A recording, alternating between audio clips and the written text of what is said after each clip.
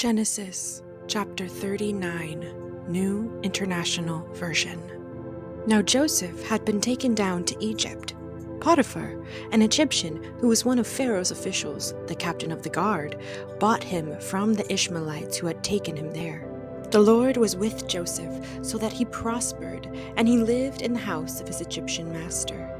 When his master saw that the Lord was with him and that the Lord gave him success in everything he did, Joseph found favor in his eyes and became his attendant. Potiphar put him in charge of his household, and he entrusted to his care everything he owned.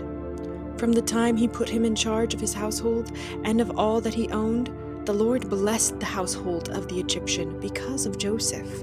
The blessing of the Lord was on everything Potiphar had, both in the house and in the field. So Potiphar left everything he had in Joseph's care. With Joseph in charge, he did not concern himself with anything except the food he ate. Now Joseph was well built and handsome.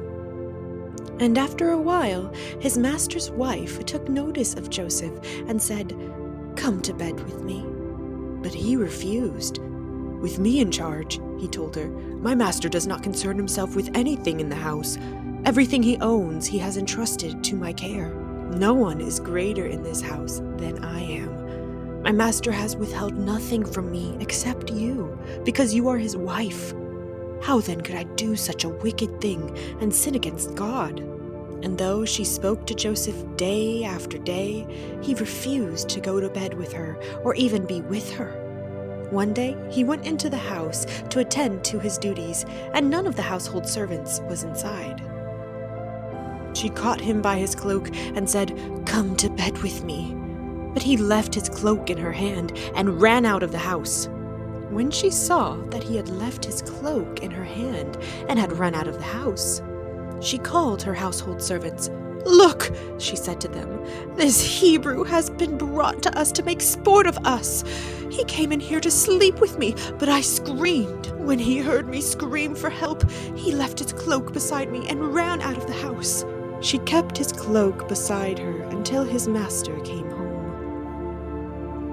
Then she told him this story.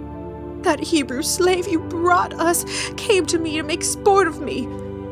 But as soon as I screamed for help, he left his cloak beside me and ran out of the house." When his master heard the story, his wife told him, saying, "This is how your slave treated me." He burned with anger.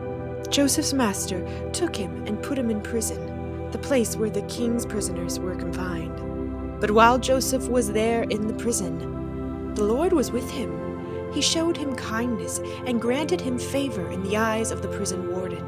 So the warden put Joseph in charge of all those held in the prison, and he was made responsible for all that was done there.